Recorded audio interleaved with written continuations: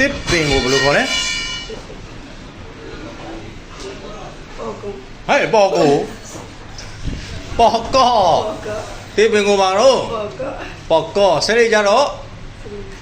ရိုကိုနောက်တော့ပင်စီဘာတန်နော်ဘာတန်စွာပင်စီဟုတ်ပြီနော်ပန်းကိုဘယ်လိုခေါ်လဲဘူငါပန်းပွင့်နေပန်းနေရှိတယ်နိုင်ငံတွေမှာလည်းကိုစားပြုတဲ့ပန်းနေရှိတယ်โอเคမြန်မာနိုင်ငံရဲ့ကိုစားပြုတဲ့ပန်းဘူငါဘရောက်ပန်းပေါ့နော်မလေးရှားနိုင်ငံရဲ့ကိုစားပြုတဲ့ပန်းကဘာတော့ဘူငါရာယမြန်မာလိုဘာတော့ခေါင်ရမ်းပန်းအဲ့လေးမရမမလေးရှားနိုင်ငံရဲ့ကိုစားပြုတဲ့ပန်းကခေါင်ရမ်းပန်းမြန်မာနိုင်ငံရဲ့ကိုစားပြုတဲ့ပန်းကဘရောက်ပန်း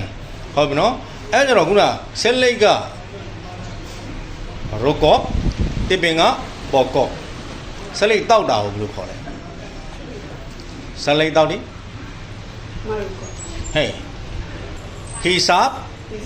ရိုကောနောက်တစ်ခုကမာရိုကောကလည်းဆက်လိတ်တောက်တာနော်ဒါလေးမှတ်တာပါ